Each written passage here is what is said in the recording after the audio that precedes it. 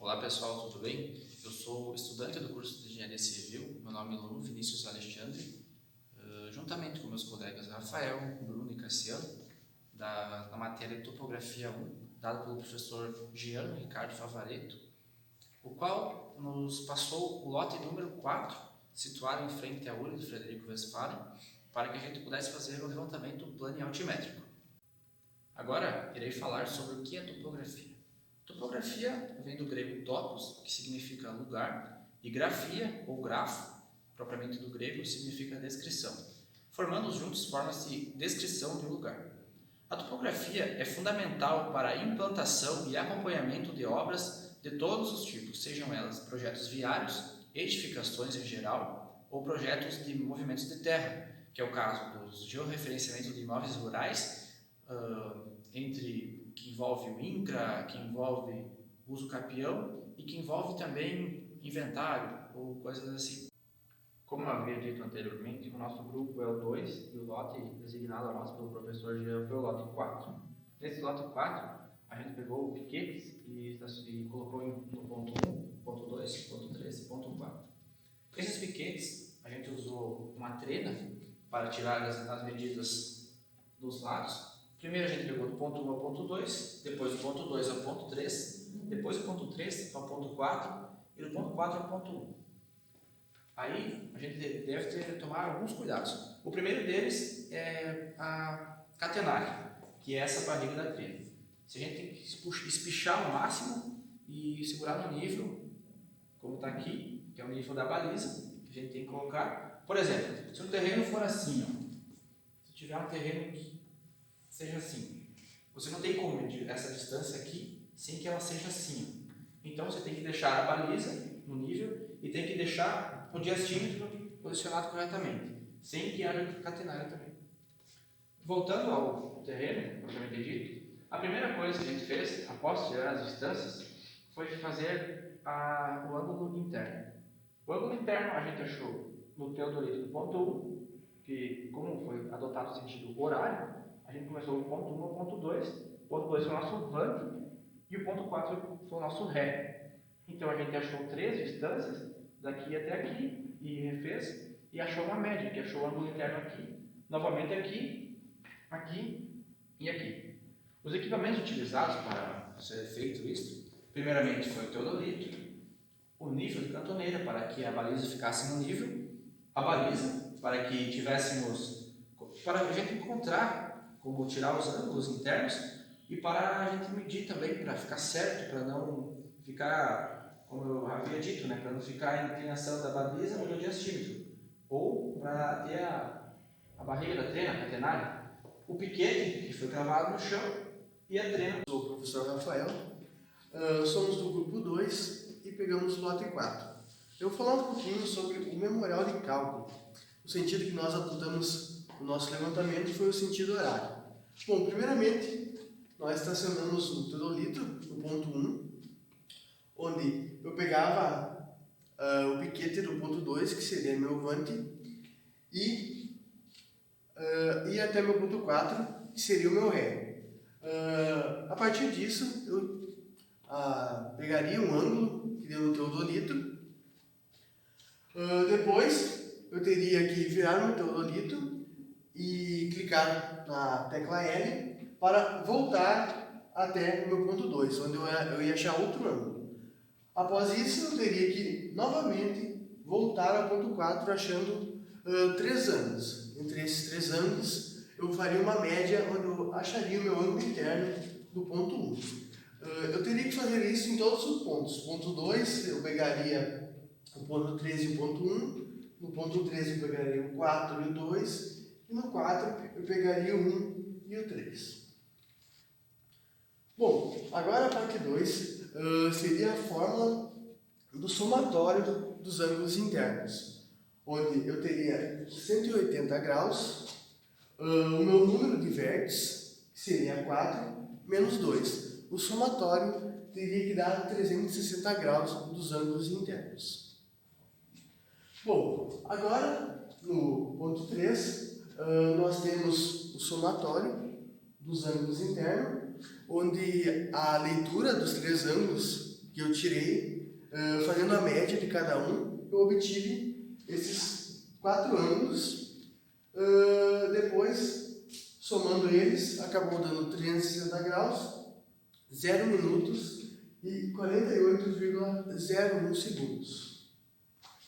Bom, o 4 seria o erro de leitura, onde eu teria os meus 360 graus, tecnicamente teria que dar no levantamento, menos o somatório dos ângulos internos que nós achamos no levantamento. Esse erro de leitura acabou dando 0 graus, 0 minutos, 48,01 segundos. Bom, no meu 5 eu vou calcular o erro tolerável. A equação do erro tolerável consiste no erro tolerável igual ao erro permissível vezes a raiz do número de vértices. O meu erro tolerável igual ao erro permissível, que é 0 graus, 1 minuto e 0 segundos, vezes a raiz do meu número de vértices, que é 4. O meu erro tolerável do levantamento deu 0 graus, 2 minutos e 0 segundos. Bom, no seguinte, vou explicar como que calculamos os azimutes. O azimute 1, como consiste no trabalho, é do membro mais novo do grupo, que deu 23 graus, 0,8 minutos, 19,99 segundos. Bom, a fórmula para calcular os azimutes é o azimute 1, que seria o 23 graus, mais 180, menos o ângulo interno posterior do levantamento.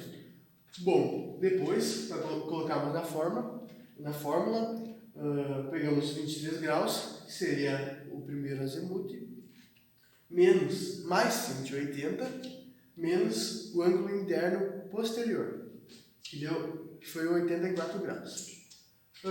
O azimute, depois de calcularmos, foi o seguinte: 118 graus, 15 minutos, 18,32 segundos. Teria que essa fórmula consiste para todos os azimutes, azimute 2, azimute 3, azimute 4, assim por diante, que vai ter no trabalho escrito.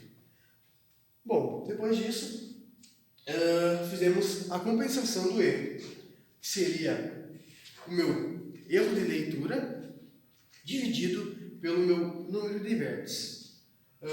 Consiste no seguinte erro: 0 graus, 0 minutos e 12 segundos. Após obtermos esse erro, vamos ter que fazer em todos os ângulos internos uma recalculagem, que seria o ângulo interno 1 menos esse erro de 12 segundos. Isso eu teria que fazer em todos os meus ângulos internos, que seria a compensação para que ele fechasse os 360 graus do levantamento. Eu sou o Cassiano e eu vou estar explicando um pouquinho sobre os processos utilizados para obtermos as coordenadas absolutas. Sendo o primeiro desses processos o cálculo dos rumos, em que consiste em a gente calcular os seus ângulos a partir de cada ângulo azimutal que a gente obteve. Vale lembrar também que o ângulo do rumo ele não pode ser maior que 90 graus. Indo para o cálculo, aqui no caso, o nosso primeiro ângulo azimutal é 23 graus, aproximadamente 23 graus. Ele já em si já é menor que 90, então o ângulo do rumo vai ser o mesmo ângulo do azimute. Já para o segundo rumo, o ângulo azimutal é de 118 graus. Logo, nós devemos pegar 180 graus e subtrair esses 118 graus. Como ele tem que dar menor que 90, então qualquer valor entre 90 e 180 graus deve-se pegar 180 e subtrair o ângulo desse azimute. Mesma lógica para o ponto 3, em que o valor do ângulo deu entre 180 e 270 graus, pegamos 270 e subtraímos esse ângulo. E para o último ponto, deu entre 270 e 360 graus. Logo, 360 graus menos o ângulo azimutal. Por convenção, então, como a gente utilizou como a gente utilizou valores diferentes para, né, para fazer a subtração, em cada conta a gente já sabe que todos os rumos vão ser diferentes. Mas daí a questão, como é que eu cheguei nesses rumos? O rumo do ponto 1 eu obtive nordeste, que no caso a gente deve considerar isto aqui, sendo esse o norte, 0 graus, aqui o sul, 180 graus, 90 graus leste e 270 graus oeste. E aí sim, a gente deve considerar o ângulo do próprio azimuth. Bom, vamos ao ângulo do nosso primeiro azimuth, 23 graus.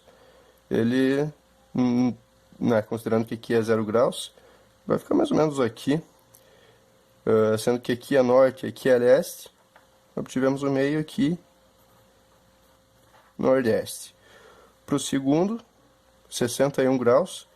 Entre 90 e 180, deve ser mais ou menos por aqui. Sudeste. E o terceiro sendo 203 graus, por aqui. Sudoeste. E o quarto e último ângulo que a gente obteve é, no caso, noroeste. Foi de 292 graus.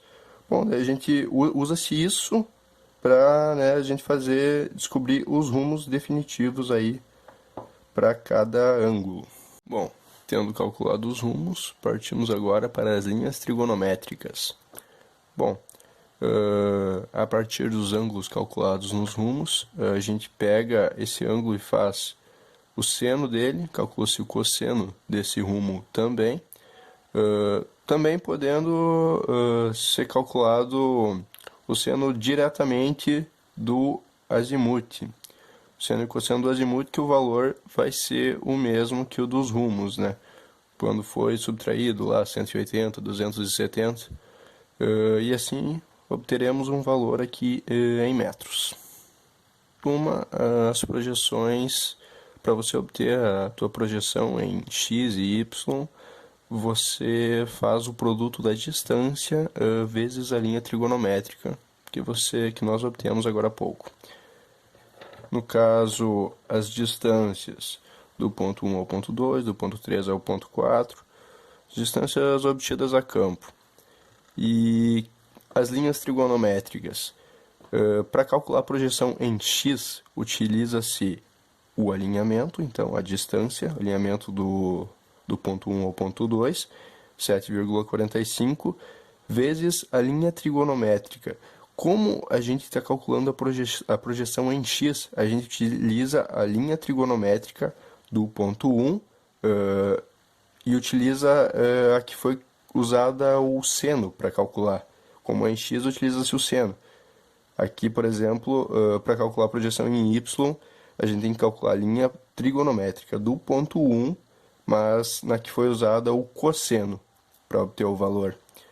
E esse processo repete-se, no caso, para todos os pontos.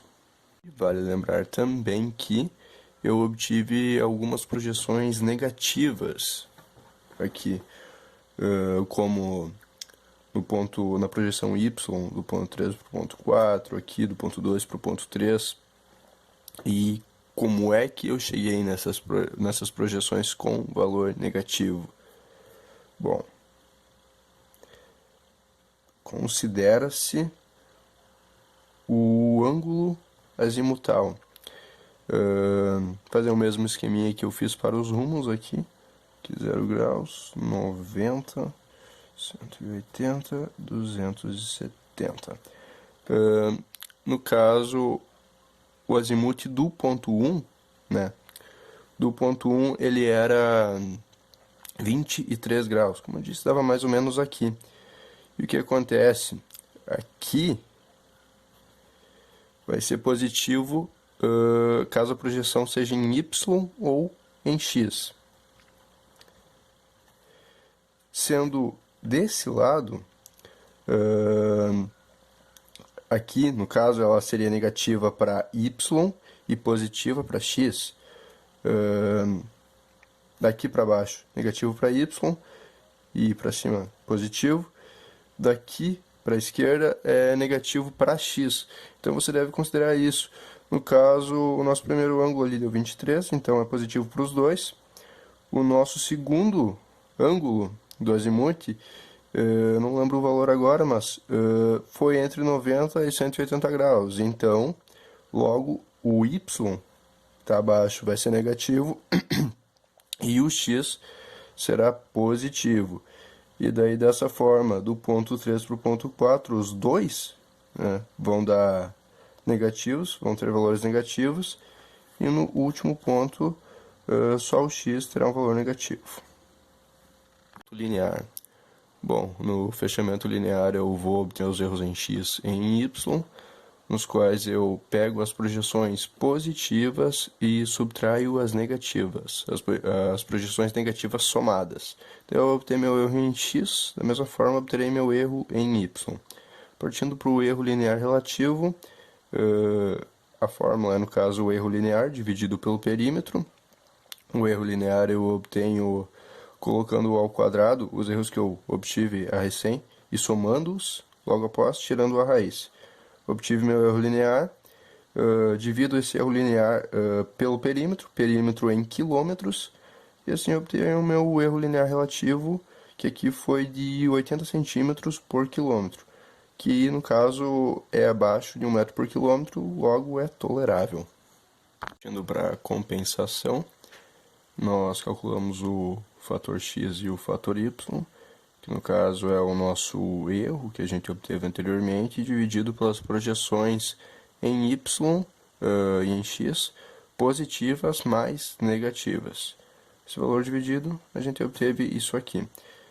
Aqui no caso a variação de x e a variação de y, que no caso é o valor que a gente vai usar para compensar as nossas coordenadas depois. Aqui as nossas projeções para cada ponto vezes o fator. Sendo a projeção em x, faz vezes o fator em x, sendo a projeção em y, faz vezes o fator em y. Isso aí para todos os pontos. Aqui. Seguindo para projeções compensadas, para nós obtermos o nosso x e o y compensados, devemos pegar os nossos valores obtidos no passo anterior, que era a variação de x em y, e somar com os valores das projeções em x e em y para cada ponto, atentando às projeções que têm valor negativo também. Último passo, cálculo das coordenadas absolutas. Bom, as coordenadas do nosso primeiro ponto serão coordenadas arbitradas. No caso, o professor nos passou 1000 metros para x e para y. Para calcular as coordenadas do ponto 2, a gente pega as coordenadas do ponto anterior, 1000 metros, e soma-se com as projeções compensadas para cada ponto. Aqui no caso são 1000 metros, por exemplo, do ponto anterior, mais a projeção compensada, que era 2,93. Faz isso com todos os pontos, e assim obtemos nossas coordenadas absolutas.